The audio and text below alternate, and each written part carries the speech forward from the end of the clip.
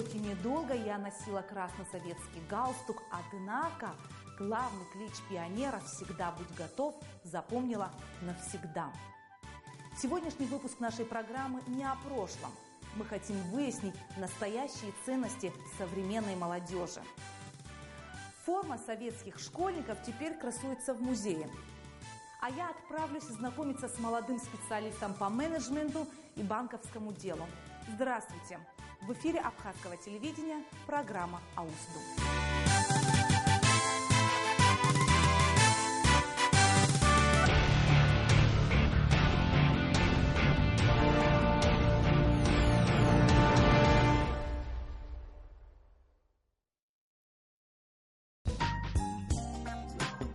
Из музея я отправляюсь по адресу, который нам дал наш герой. Буквально через несколько секунд вы его увидите.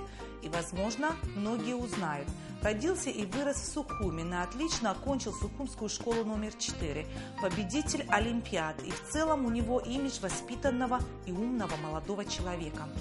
Созвонились. Инал дома, так зовут нашего героя, и ждет нашу съемочную группу. Звоним в дверь.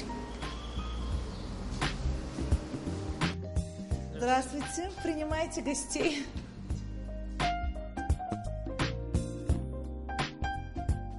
Иналу Кишмаре 20 лет. Недавно прилетел из Москвы, ненадолго. Взять передышку, увидеться с матерью и бабушкой, затем обратно в МГИМО, сдавать экзамены на магистра. Сейчас у него вот такой красный диплом. Красуется в почетном месте, куда поместила его мама Ямза Шамилевна. По специальности педагог по физике, преподаватель АГУ. Я поработал в разных банках, я работал в МИДе. Да, окей, я получаю кое-какую стипендию, но это совершенно не отбивает тех инвестиций, которые в меня вложили. Я говорю не только о деньгах, я говорю еще и о просто моральных инвестициях, когда каждый экзамен мама или бабушка или другие члены моей семьи, они просто сидят и переживают. Инала, как ты сдал? А почему там 97, а не 98? Что случилось? Ты где-то ошибся или что-то? И все это очень большие нервы на самом деле. Если я как студент еще более-менее научился к этому нормально относиться, то для мамы, например, это всегда 97, а ты как считаешь, это хорошо или плохо? Просто если ты считаешь, что это хорошо, тогда все. А я вредный, я говорю, нет, мама, у меня 3 балла еще, мне, а что с этими 3 баллами делать? Она говорит, ладно, если это плохо, и сама расстраивается тоже. Знания у нас дают бесплатно. Бесплатно? Бесплатно. И много дают? На жизнь хватит. Тогда я учусь. Эти кадры сделаны на вручении диплома. Если внимательно прислушаться, то можно услышать слова педагога гениальному студенту, адресованные Иналу Кишмаре. Как себя зарекомендуешь, так и будет всегда. Если на тебя смотрят как на слабого студента, отлично, нужно доказывать, что ты чуть-чуть больше знаешь, и тогда сразу вырастают стандарты. То есть я помню, как на третьем, на 4-м курсе я здоровался с преподавателями за руку, и меня приглашали на кафедру пить чай, просто потому что, ты тот самый абхаз, который читал лекции или который участвовал в той или той конференции, запоминают вот это. Ты иностранец, но вроде бы ты чего-то добился, и я тебя заметил.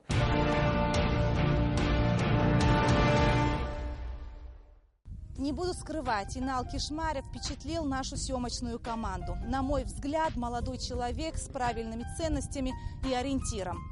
К Иналу мы еще вернемся. Ну а сейчас наш путь лежит в Гульрипшский район. Следующий молодой человек, которого мы хотим вам представить, каждый день упорно занимается плаванием и спортом, чтобы избавиться от пагубного недуга и приобрести новые ценности. Следующая история о наркомане, надеюсь, уже бывшем.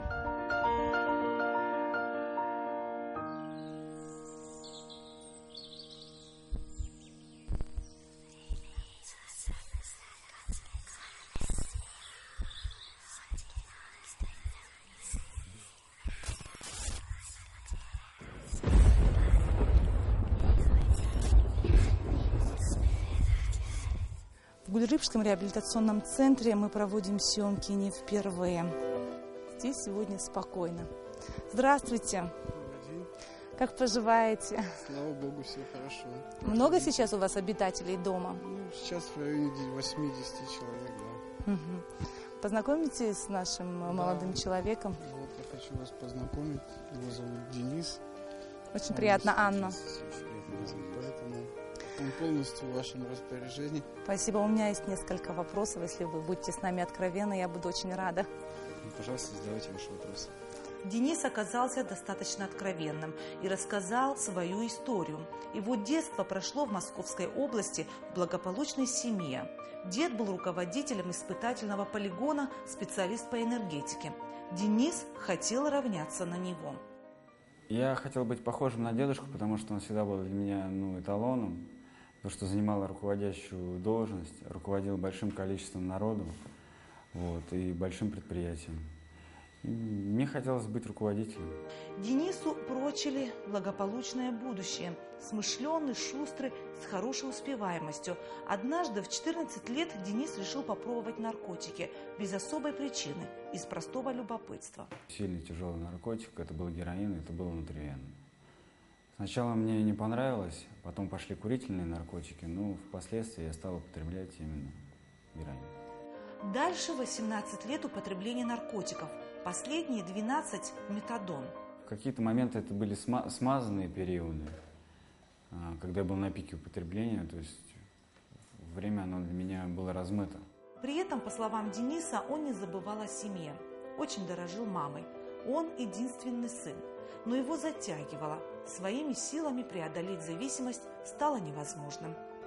Наркотик забирал у меня здоровье, забирал у меня себя, так сказать.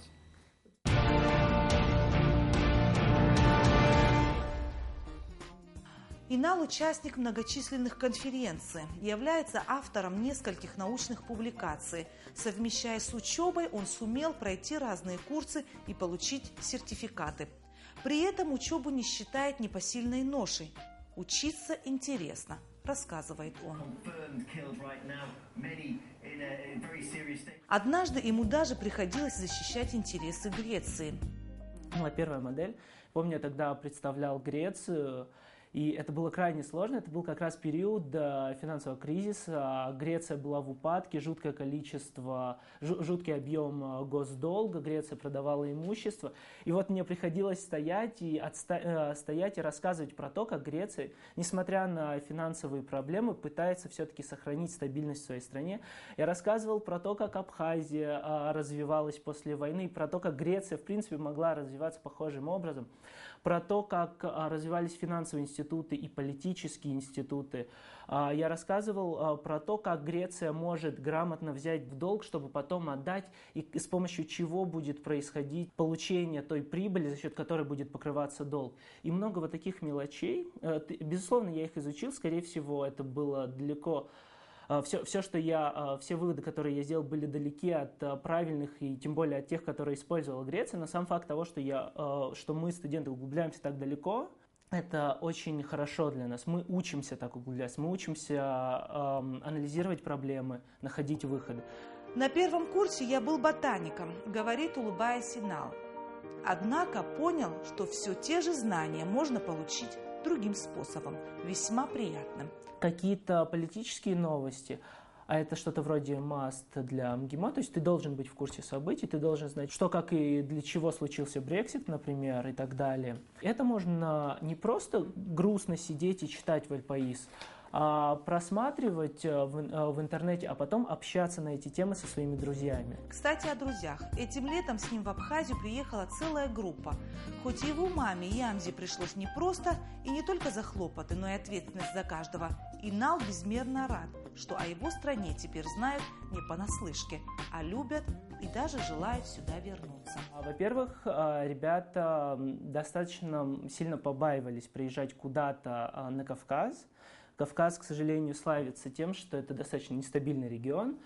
Мне приходилось разговаривать с родителями этих детей, убеждать их, что здесь все хорошо, здесь никто никого не съест, здесь все хорошо относятся к гостям. Но самое главное, я познакомил их с людьми здесь, потому что всегда, когда ты приезжаешь в страну, ты приезжаешь прежде всего к людям. То есть какая бы ни была красивая страна, сколько бы пальм там не было или какие бы руины там не были на берегу, самое главное, это как к тебе относятся люди. Поэтому, когда я привозил людей, своих друзей, я в первую очередь хотел, чтобы они увидели, что у нас есть традиции гостеприимства, что мы умеем принимать гостей, что мы любим и гордимся гостями, которые к нам приезжают. И это очень важно, потому что, когда они это увидели, они поняли, что, в принципе, Абхазия – это не просто какая-то там страна, которая отделилась от Грузии совсем недавно, о которой мы знаем 2-3 слова буквально из Википедии, а это люди, которые добрые и которые гостеприимные. И вот тогда они начинают хорошо относиться к нашей стране.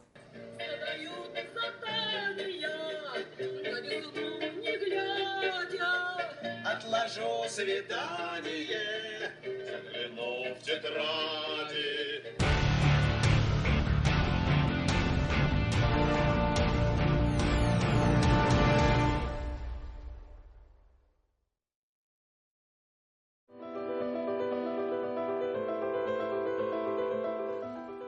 Денис поступил, но не сумел завершить учебу в институте «Финансы и кредит» по специальности «Банковское дело». Однако родные, надеясь, что хорошая работа его отвлечет от наркотиков, устроили на работу. Работал на межбанковском валютном рынке в Москве, занимался сделками реповал облигации. Также работал трейдером, занимался куплей-продажей ценных бумаг. Работал у своего отца на фирме в строительном бизнесе. Я все время работал, чем-то занимался, то есть, мне удавалось зарабатывать деньги на наркотики. Единственный момент, то, что мне не удавалось накопить, купить квартиру, машину, то есть все это уходило.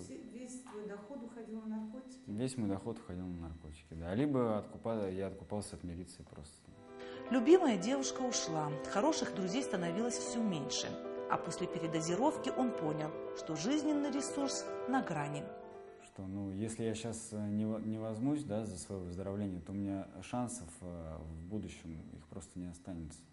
Это отражалось в моем внешнем виде. У меня было отекшее, опухшее лицо, у меня не справлялись почки, у меня были опухшие ноги, руки.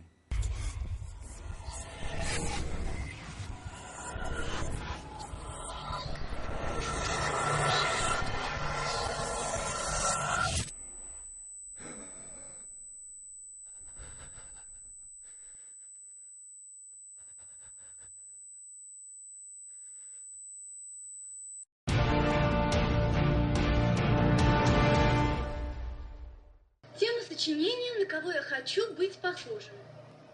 Семенович, на кого? На министра промышленности. Легкой. Инал не боится будущего, готов идти навстречу к ней. Шутливо озирается на мать, когда делится с нами планами.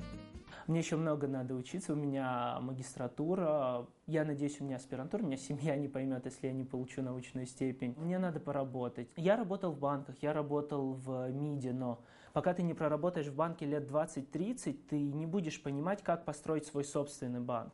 А здесь как раз нужно заниматься именно тем, что приезжать и строить что-то свое, какие-то свои системы. Будь то банковская или аудиторская организация, но нужно понимать детально, что и как делать. И у меня, к сожалению, пока нету такого опыта, чтобы прийти и сделать все от кирпичика до уже какой-нибудь крупной международной компании. И, конечно же, главный вопрос о ценностях современной молодежи. Ценности закладываются в семье, и если тебе говорят, что быть доктором наук – это круто. Не то, что это хорошо, это даст тебе большую зарплату, нет, это просто круто. То ты понимаешь, что это та ценность, к которой ты будешь идти. Это тот стимул, который заставляет тебя сесть и что-то читать. Когда тебе говорят, что быть хорошим футболистом – это круто, это тот стимул, который заставляет тебя покупать бутсы, мяч, бежать на поле и играть. Мне достаточно интересно знать, как построен мир, как двигаются деньги по планете. но все-таки это же мне для чего-то нужно. Я хочу получить хорошее образование, потому что оно даст мне возможность найти хорошую работу. Хорошая работа даст мне удовлетворение в жизни и возможность содержать семью. Хорошая возможность содержать семью даст моей семье возможность развиваться, даст моим детям хорошее образование, даст некие стандарты жизни моей семье, маме, которая в меня вкладывается, бабушке, которая в меня вкладывается и так далее. То есть образование это здорово, это интересно, это приносит, конечно, какую-то пользу, но это не самоцель. То есть нужно двигаться дальше.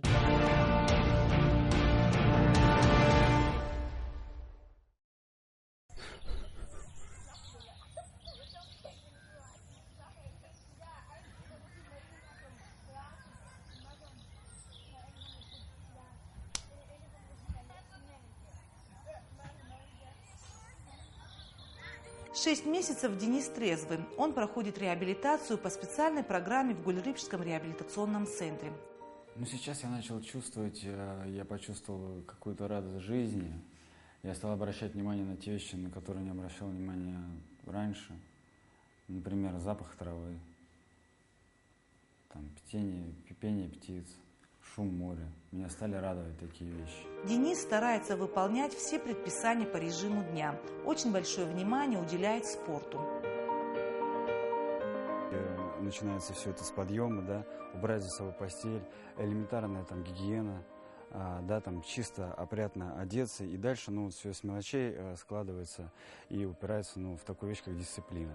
Наверное, дисциплина для меня это была первая такая проблема, с которой вот я столкнулся и которая вызвала у меня трудности, то есть быть дисциплинированным человеком.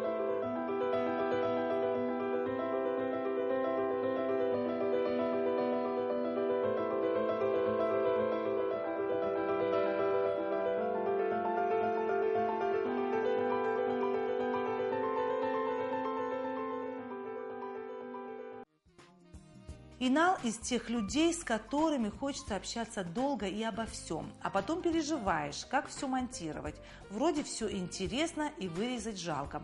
Однако не сдержалась и спросила про конфликт поколений, о том, что старшее поколение обвиняет нынешнее в апатии и эгоистичности. Пришел кто-то новый, он говорит, что те нормы, которые устоялись, они неправильные, он их меняет. Его дети меняют его нормы и так далее. Это вроде называется эволюция. Это вроде называется прогресс. И в этом нет ничего плохого. Я уверен, что точно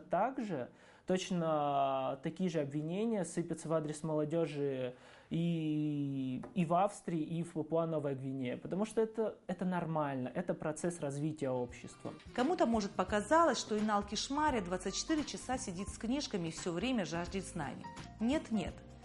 Не знаю, как это у него получается, может, раскрыл секрет, но факт, он умеет рационально использовать время. Занимается баскетболом, участвует в соревнованиях по дзюдо, а также у него великолепное чувство юмора. Даже несмотря на то, что я занимался спортом, я был таким пухликом. И потом как-то начали кооперироваться с друзьями, я переехал к венгру, который шикарно готовит шницель.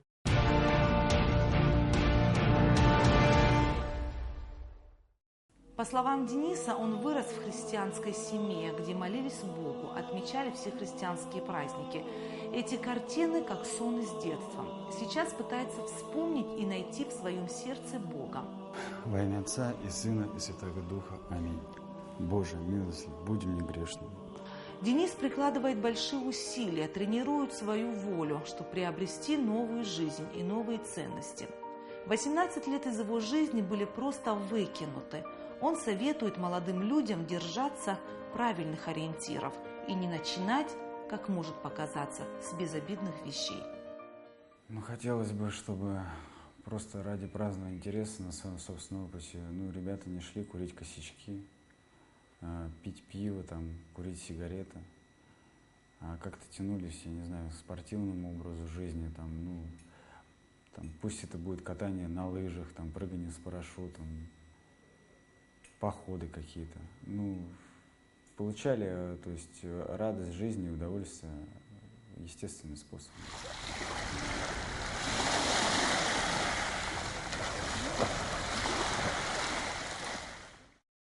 Как ты отдыхаешь, как ты проводишь это время, что для тебя отдых? Я беру Forbes, иду на берег, там кофе вкусный. И как же после этих слов не выйти на набережную и выпить вкусный кофе? Это не просто мандарины, но что-то более высокое в технологическом плане. Сингапур вышел на производстве материнских плат. Янзи рада, что сын рядом, и не расстраивается, что ему скоро уезжать. Ведь за знаниями она, не жалея себя, работает в нескольких учебных заведениях. Сложно одной содержать ребенка в Москве, говорит она. Но главные слова сына ей запали в душу. Я сделаю все, чтобы ты была счастлива. Без сомнений, он сделает.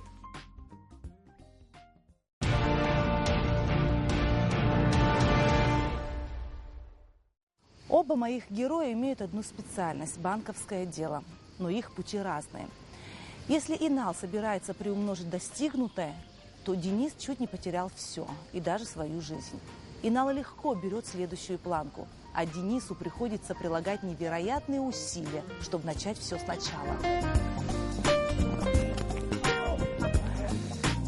Настоящие ценности не покрываются пылью. Не отступайте от них, берегите их в себе. Это была программа «Аусты» на абхазском телевидении. Я ее ведущая Анна Гуния. Увидимся.